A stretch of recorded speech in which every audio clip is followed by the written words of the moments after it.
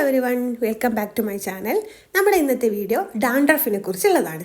നിങ്ങൾ പലതരത്തിലുള്ള എണ്ണയോ ഷാമ്പുവോ DIYകളോ എന്ത് യൂസ് ചെയ്താലും തലയിലെ താരൻ മാറില്ല ഈ ഒരു കാര്യം ശ്രദ്ധിച്ചില്ലെങ്കിൽ. കാരണം അതിൻ്റെ മെഡിസിൻ നമ്മൾ ഉള്ളിൽ നിന്ന് കഴിക്കേണ്ടതാണ്. അതായത് നിങ്ങൾ എന്ത് പരീക്ഷിച്ചിട്ടും തലയിലെ താരൻ മാറുന്നില്ല എന്നുണ്ടെങ്കിൽ നിങ്ങളുടെ കുടലിൽ ഫംഗസിൻ്റെ ഗ്രോത്ത് കൂടിയിട്ടുണ്ട് എന്നാണ് അതിൻ്റെ അർത്ഥം. അതുകൊണ്ട് അതിൻ്റെ ട്രീറ്റ്മെൻറ്റ് ഉള്ളിൽ നിന്ന് തന്നെ എടുക്കണം. തലയിലെ താരം മാത്രമല്ല, നമ്മുടെ സ്കിന്നിൽ ഉണ്ടാകുന്ന പലതരത്തിലുള്ള ഫംഗസ് ഇൻഫെക്ഷൻസ് ഉണ്ടാക്കുന്നതിലെ മെയിൻ കാരണം കുടൽ ഫംഗസിൻ്റെ ഗ്രോത്ത് കൂടിയതുകൊണ്ടാണ്.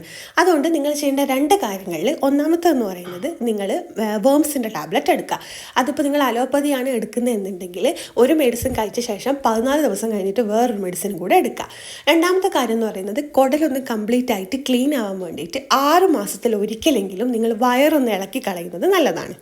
ഇത് കുടൽ ഫംഗസിൻ്റെ ഗ്രോത്ത് കുറയ്ക്കാനും താരൻ കുറയാനും നമ്മളെ സഹായിക്കും. കൂടാതെ നിങ്ങൾക്ക് DIYകളും പലതരത്തിലുള്ള ഈ കാണുന്ന ഷാമ്പൂസൊക്കെ പരീക്ഷിച്ച് നോക്കാം.